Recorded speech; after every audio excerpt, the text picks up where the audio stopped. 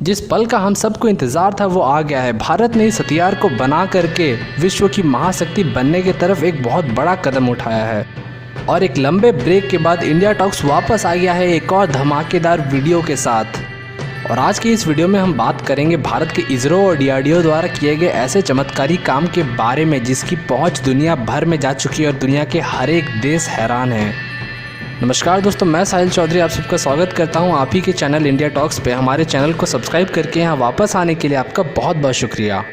आने वाला ज़माना अंतरिक्ष का है। अंतरिक्ष में बैठे सैटेलाइट्स किसी भी देश पे नज़र रख के किसी भी युद्ध के नतीजे को बदलने की ताकत रखते हैं। और सैटेलाइट की ताकत के ऊपर काम करने के साथ साथ देशों के लिए अब ये भी महत्वपूर्ण हो गया है कि वो अपने ऊपर नज़र रख रहे दूसरे देश के सैटेलाइट्स को किस तरीके से रोके, इस पे भी काम करें। और अब तक दुनिया के सिर्फ 3 ऐसे देश थे जिनके पास इन सैटेलाइट्स का तोड़ था। ये 3 देश थे अमेरिका, रूस और चीन।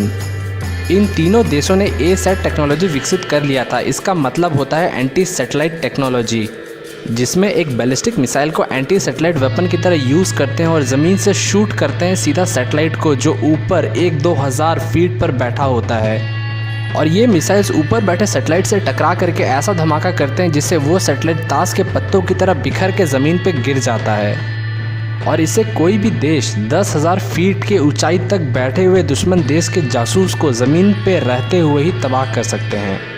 और इन 3 देशों के लिस्ट में एक और नाम शामिल हो गया है और ये नाम है दुनिया के सबसे तेज़ी से आगे बढ़ रहे देश यानी भारत का।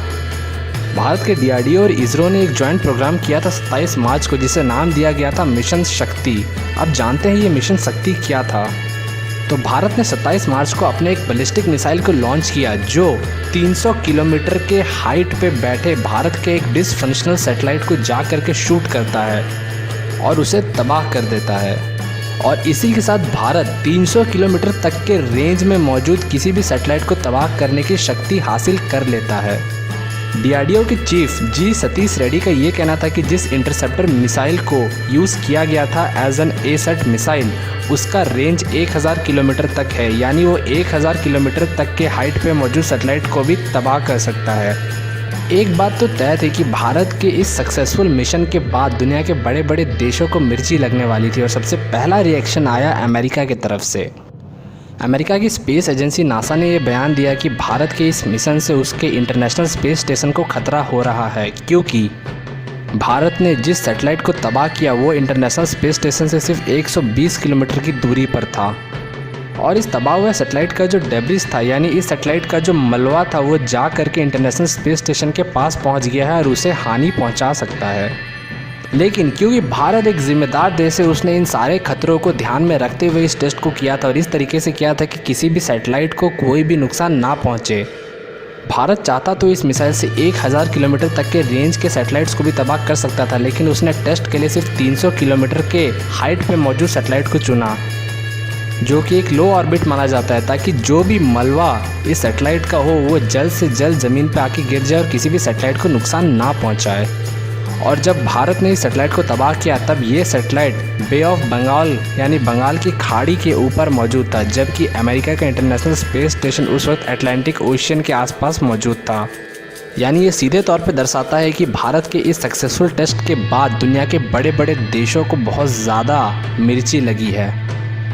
और लगे भी क्यों ना, क्योंकि धीरे धीरे भारत अंतरिक्ष की दुनिया का महाशक्ति बनता जा रहा है और अंतरिक्ष यानी स्पेस के फील्ड में भारत को रोक पाना किसी भी देश के लिए नामुमकिन होता जा रहा है। भारत लगातार अपने सैटेलाइट्स को लॉन्च करता जा रहा है जो भारत के साथ साथ दुनिया के हर एक देश के ऊपर नज़र रख सकते हैं। वहीं दूसरी तरफ भारत ने सैटेलाइट्स को रोकने का भी इंतज़ाम डेवलप कर लिया, यानी भारत को एक सुरक्षित किला बनाने की तैयारी चल रही है जिसमें दुनिया का कोई भी देश भारत के अंदर क्या हो रहा है इसे देख नहीं सकता है। वहीं दूसरी तरफ भारत दुनिया के किसी भी देश में क्या हो रहा है उसे आसानी से देख सकता है।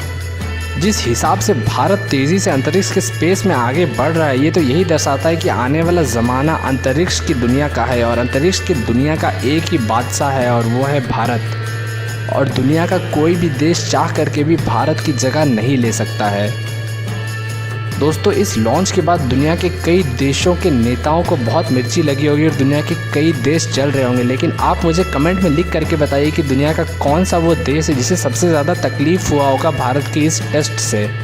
मैंने अपनी राय नीचे कमेंट में लिख दी है, आप भी अपनी राय जा करके नीचे कमेंट में लिख करके पूरे देश को बताएं और इस वीडियो को ज़रूर अपने व्हाट्सएप और फेसबुक के ग्रुप में अपने दोस्तों तक फैलाएं।